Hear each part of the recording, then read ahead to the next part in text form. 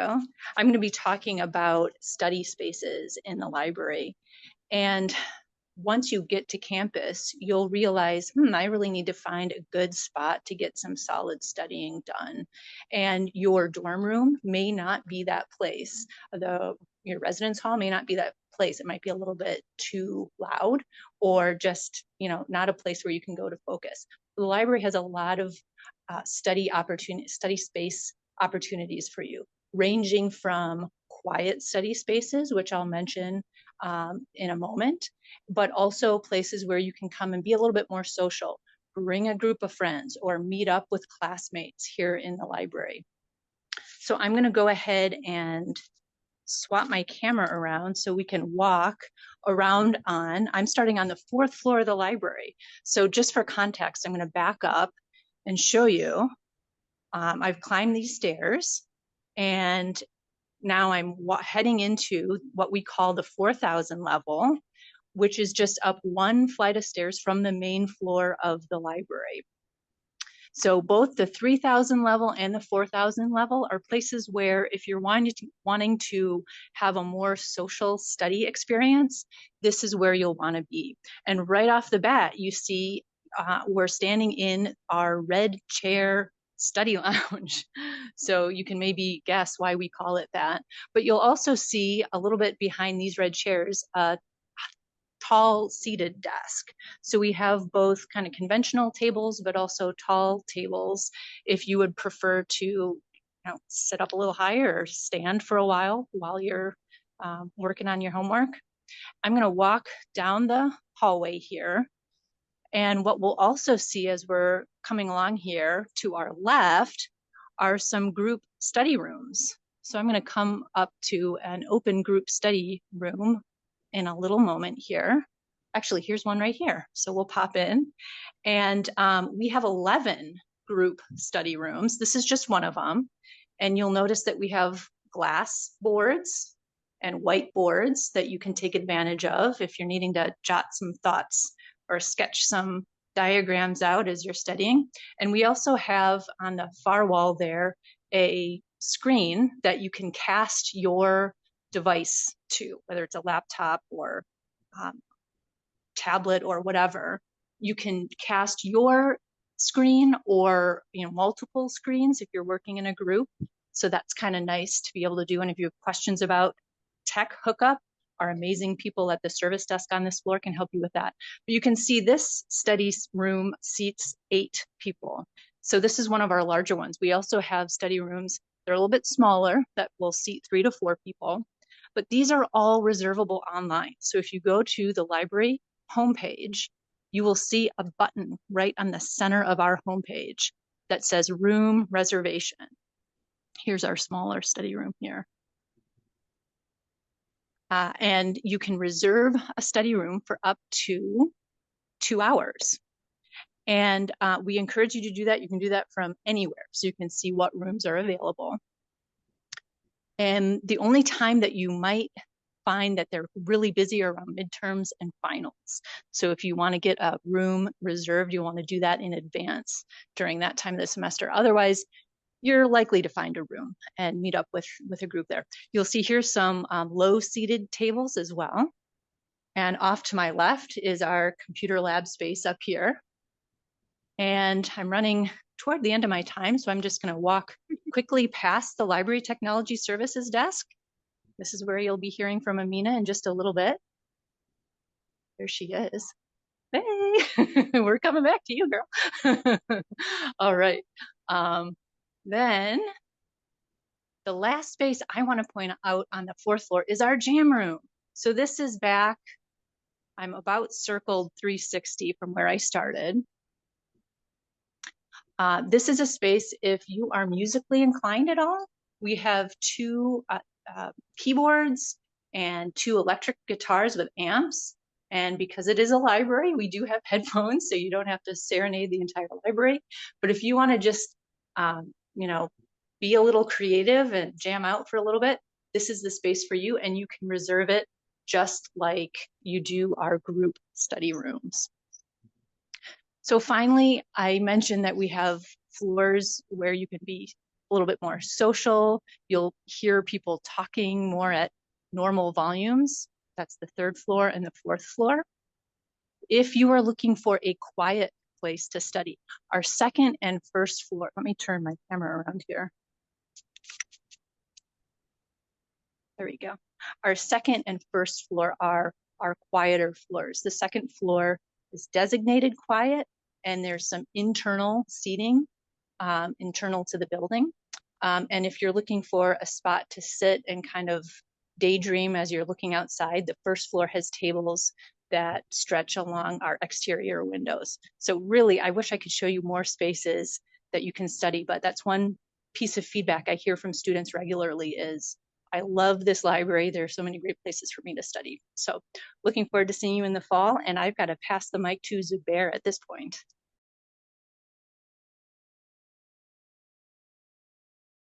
Hi everyone, I'm Zubair, and thanks Christian. So let me show you where am I right now, and just a second.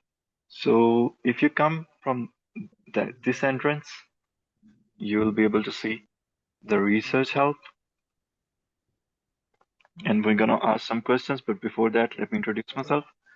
So I'm Zubair, and I'm doing my master's from Eastern Illinois University, and I'm studying computer technology, and I've just completed my 1st year, and I'm doing research in neural networks, and also I'm a team member of the Booth Library team, where we plan events and do some amazing activities. So I have Steve with me, Steve Bentley, and I'm gonna ask some questions. Hi, Steve. Hey, how are you? So, Steve, I have a couple of questions from you. The first one is, how can we use the Booth Library to do our research? Okay, thank you for asking. So first of all, I want to dispel or sort of explain a little bit some terminology, some library terminology that we've been using. So I and Amy and Kirsten and David, we're all research support librarians, okay? But when we speak about research, we're considering you, the graduate student, and you all, potential undergraduate students here at EIU, as researchers, okay? That can be sort of a scary word, a daunting word, but you know, that research is this heavy, serious thing that only experts can do, but that's not necessarily true. When you come here as a college student, you're doing research too. So many of your classes will be utilizing textbooks, which will have all the readings and work and assignments that you have to do, and that's great. But many of your classes, and the more advanced you get, will not be reliant upon textbooks, but will actually be referring you to outside books and outside journal articles. And in fact, the assignments that you have to do and the writing that you have to do will require that you source other experts and other researchers from within the field, the area that you're studying. And that's where the librarians become very, very valuable. So we are here to support the students and faculty of EIU in finding the information and finding the information sources, the high quality information sources that they need in order to get their work done in an effective way and in a successful way. And that can take that takes all kinds of paths, all kinds of methodologies. So we help you navigate our large library website. We help you navigate within the different peer-reviewed journal databases, so you can find the information you need. We help you navigate all the different, nearly 500,000, 750,000 different books, both electronic and paper, that are here in this building and provided via the network. It's a lot of information, and we're the ones who know how to find it the best. And so that's one of the reasons we wanted to come and speak to you all as early as we can, to remind you and encourage you to come on into the library so that you can get to know us, get to know our faces and our names, and see that we're not scary, that we're friendly people, and we want to help you out. So I think that's a kind of a good answer. That's a very detailed answer. I think It will help a lot of students to know about it. I have another question that is it the only place to get help about research? Uh, in the library, there's a number of different places where you can get support. We have 3 public desks. I'm sitting at one of them, the help desk. We are here in person from 10 a.m. until we close every day of the week. We are also available through an online Teams meeting. You can actually, if you look at our website, you can just click right into a Teams meeting with one of us. So if you're not here, you can have that same one-on-one experience where we can share the browser screen and so forth. We also have 3 other public service desks. One of them is in the Ballinger Teacher Center, which is a center, a library dedicated at the Education College for teachers learning to be, for students learning to be teachers, teach. And we have a whole juvenile collection, including young adult as well there. There's someone who can help you there. There's someone who can help you at the circulation desk, which is the desk on the south end of the 3rd floor, this main floor that we're on here. And that's where you go to check books out and return books, and you can get help there as well. And then finally, up on the 4th floor where Kirsten was, and you'll shortly be joining.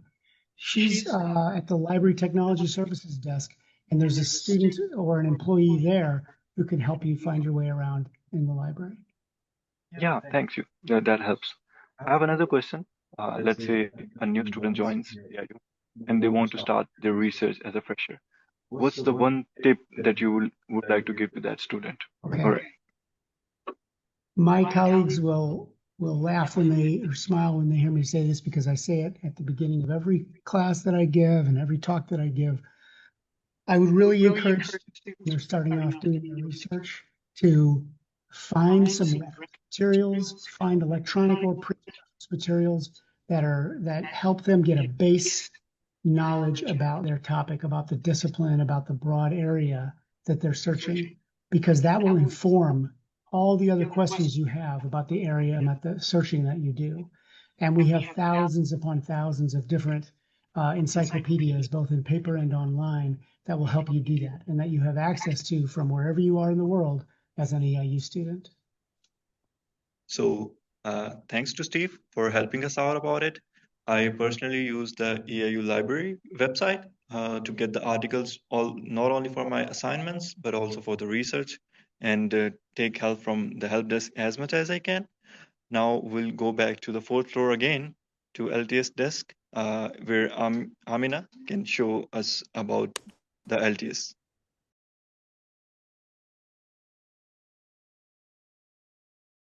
Thanks, Zanzibar and Steve.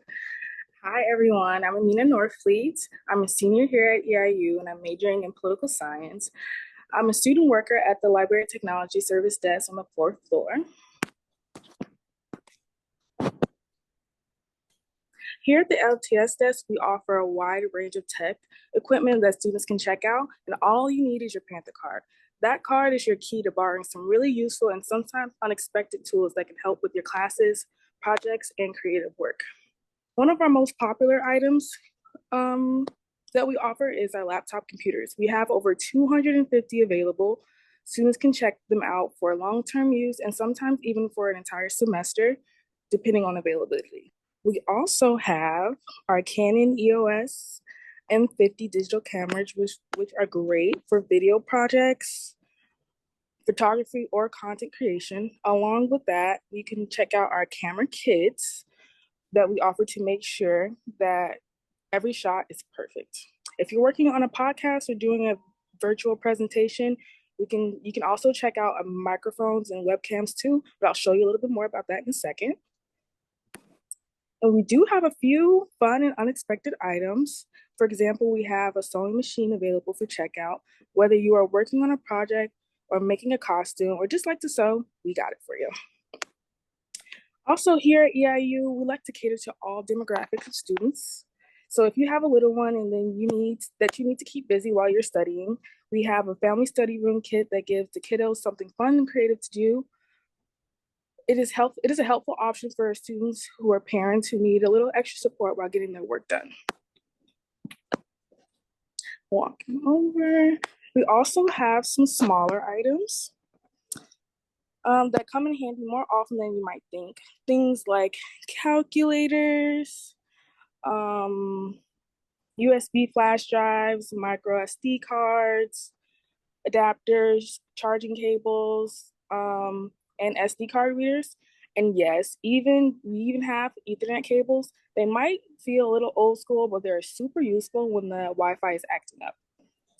We also have some arts and crafts supplies like markers, crayons, glue, tape, scissors, and even a glue gun. These are all the little things that college students do not usually think to bring, but somehow end up needing for class projects or a creative assignment.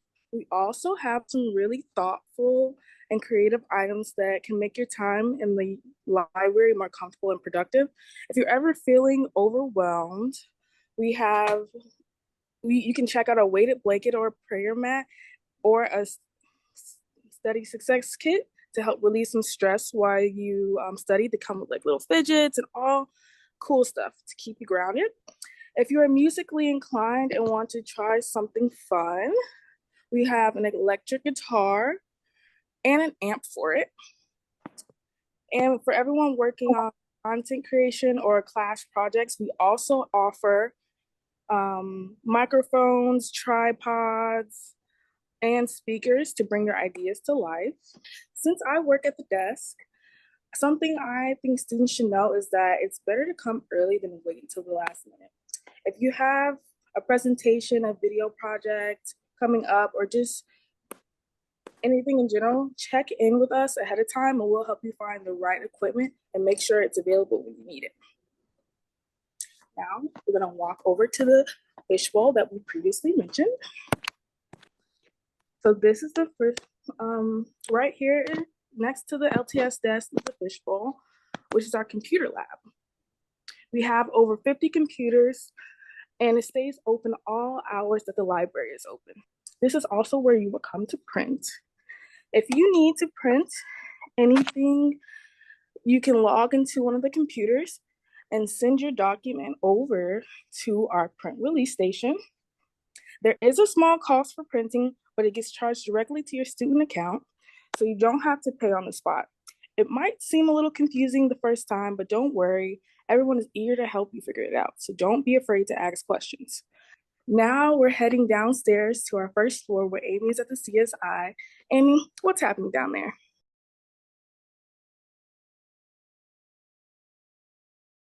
Well, let's see what's happening. Okay, so now hopefully everybody will be able to see me. And in back of me is actually the atrium. So this kind of starts to show you, this is the big set of stairs that runs through the middle of the library, and it gets you to all 4 floors. So obviously we have elevators and plenty of things like that, but the stairs can kind of get you moving, and it gives you a little sense of the space. This is actually where the old library, there's the old library, joins the new library over on this side. And this is actually the entryway for the Center for Student Innovation. So this is the landing area. This is a study space here at the library, but we also use it for lots of different events. And you can see that it's got great new furniture, and all the furniture is movable. So you can adapt it and move it around however you see fit and whatever works for you. And this is also a really nice place to sit if you want to sit near the windows, because it's a great place to be able to see what's going on outside, but get some stuff done at the same time. So the Center for Student Innovation, we're going to actually walk and talk. The Center for Student Innovation is actually one of our creative reality lab studio spaces. And so this is where people will find things like 3D printing, podcasting studios, virtual reality headsets. This is also where sometimes we have the green screens set up in here, even though we have a studio space for the green screens. And so as I'm walking around here, and you can kind of see I'm walking over towards the 3D printers. We're up to 5 3D printers now, and you can kind of see they've got them going. So there's the 3D printer. It's making this super hilarious and very cute little dinosaur. And I'll show you in a minute. Oh, they've got them going on this one too, in blue. So these 3D printers are often used for classes, And I'll give you an example. There was a health class where all the students were in a pre-nursing program, and they were asked to make an esophagus, so the inside of your throat, so that people could have a model of that and be able to study it for their classes. So that's kind of an example of how you would maybe use this for a class. But you can also sign up to use these for just your own individual projects that you're interested in doing. So we were talking, I was showing you that it was printing out those little dinos. This is one of the little dinos. I know it's super small, but they're very hilarious. Everybody around here loves them. They turn them into keychains and all sorts of fun stuff. And so these are a lot of other projects that people will make down here in the CSI. We have a Cricut machine. People make all sorts of stuff that you're able to use for door decorations in the dorms and for different projects and stuff around class. And so one great thing about the CSI is there are so many different ways that you can learn about all of this. So for example, like we were talking about those 3D printers, we have workshops that are available for students to be able to come in, and they have drop-in hours where you can just come in Monday through Thursday, usually like 4:30 to 6, somewhere in there, and you can just drop in and learn about these things. And you can ask all sorts of questions. You can find out about the technology that's going on, and you can learn about how you can have them for class. They also have workshops, 1-hour workshops. They're called 101s. And those 101 sessions are 1 hour, and they do focus on something specific. So maybe they're only about 3D printing, or for example, they're only about podcasting. So this is the podcasting studio. We actually have 3 of these. This is the biggest one, and this has room for 4 to 6 people in it to be able to create a podcast. This has become a really exciting deliverable or project that different professors are asking people to do for like an end of a semester project or a project throughout. So a lot of times people will actually come in and they do a podcast for class, or they just do their own podcast. So the library actually has something called the Library Ambassadors of Booth. It's our student advisory team. Zubair is a member of the lab, and the lab actually has their own podcast. So people use it for all different reasons. And again, there are drop-in hours for podcasting. There's one-on-one or 101 workshops. And then you can also get one-on-one help with any of these things. So if you have like a bigger project, you can get on and you can do that. And then the last thing that I wanted to show you, at least down here, I'll get walking here a little bit, is some of the VR headsets, just so you get a sense of what these look like. There we go. Okay. So we have 7 brand new VR headsets and everything that goes with them. And we have all sorts of different gaming opportunities that you can use this with. So many classes will have people using the VR headsets over here to be able to do some sort of a simulation. So maybe they'll have to tour a museum, or they have to go on an archaeological dig site for a class. And people are asked to come in and use the VR headsets to be able to have those experiences.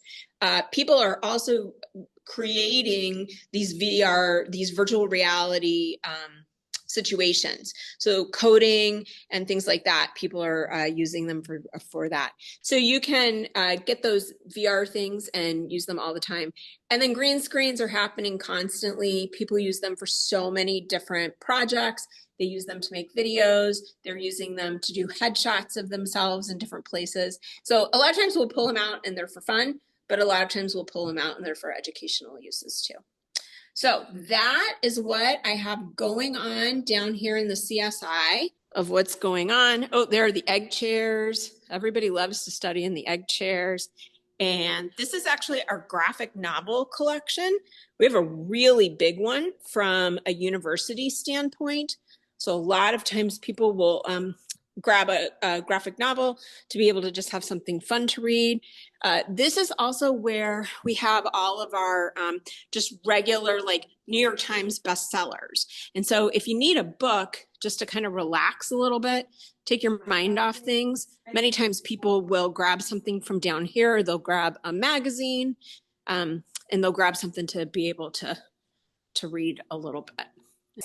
So David is going to actually, David's upstairs on the third floor, and he's going to tell us all about all the different events that are happening around the library over the course of the beginning of the semester.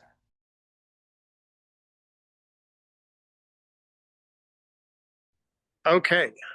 Hi, I'm David Bell. I am one of the research help librarians. I'm standing in the beautiful Marvin foyer in the north end of the building by the north entrance. And I'm gonna, let me see, I'm gonna turn the camera around and give you, if I can figure out how to do it, a little tour of this space briefly. So we have our exhibit cases throughout this space. And right now we are featuring an exhibit from last semester in which art students made artworks based on works of literature. So, for example, here's artwork based on the novel Wuthering Heights. Here's something about from the Giving Tree. And we also have, we heard about 3D printing in the CSI. We have a 3D printed checkers set and a 3D printed chess set over here. And those are just some examples of the kinds of things you can make with the 3D printers. So let's see, I'm going to show you. I'm just going to go up and do a little panorama of the space. So this is, and if we look this way, these are the doors, and to the north entrance, and you'll see they are closed right now, and there's signs up. They are currently renovating or restoring the entry doors at the north entrance. So those will be, they will be open by time for the fall semester. So that's how you can come into the library, and then you can go all the way through. If you look down this way, I'll just walk in here real quick and show you to get a sense of where we are. We've already been to the research help desk, and I just walked through, and there's Stephen there. And so I also, while I'm in this space, the Ballinger Teacher Center was mentioned, where materials for majors. This is the curriculum materials, book stacks, and then we have over here, the rest of the room has the juvenile and children's books on the shelves, and we also have a service desk here with people who are available to help, including our education librarian, Michelle McDaniel, is often there. I'm supposed to tell you a little bit about exhibits or events primarily that are coming up in the fall semester. Our big event is going to be Comic Fest, which is going to really be a big event. It's one day, 9/27, September 27th, 10 a.m. to 4 p.m. And we are going to have an artist's alley, trivia contests, games, presentations. We're going to have a screenwriter who is a Eastern alum named Craig Titley, who wrote some Hollywood movie scripts. He's going to be here, and Paul Niemeyer, who is a designer and sculptor and Mortal Kombat artist. They're both going to be here, and we're going to have a cosplay costume contest, an escape room, and esports tourney. So that is September 27th all day, starting at 10 a.m. also this year was the 75th anniversary of this beautiful building, which we are in, the original Booth Library. And we're doing some events to celebrate history. And I got muted somehow. Can you hear me now? Yep, sure can. Okay, so I was talking about, I hope you heard most of the stuff about Comic Fest. Sure did. Okay, so then I was talking about the 75th anniversary events. We're celebrating the 75th anniversary of Booth Library. And this is the portrait of Mary J. Booth, who this lovely library is named after, because she was probably the longest serving librarian at Eastern. And she was here from about 1904 to 1902 to 1940 something. So before this building, but the building is named after her because she spent most of her career advocating for this building. And she was actually able to be here in 1950 to cut the ribbon when they finally opened it. And she lived until 1965 and basically spent her whole career at East Charleston and responsible for making sure that we got this library that we have now. And so we're going to have some 75th anniversary exhibits and events related to that. We also have our LAB, the Library Ambassadors of Booth, which is a student group that presents hosts all kinds of events throughout the semester, things like bingo and no tech nights. And we also have empowered researcher events that are hosted by librarians like myself on topics like AI and citation management tools and things like that. And the CSI, which you saw, which Amy showed you a little while ago, also has all kinds of scheduled workshops and events throughout the semester. And you can find all those on our calendar throughout the semester. So if you just go to the library website, you can find all of those events. And I hope you will join us for some of them. That's great, David. Thank you. That's really awesome.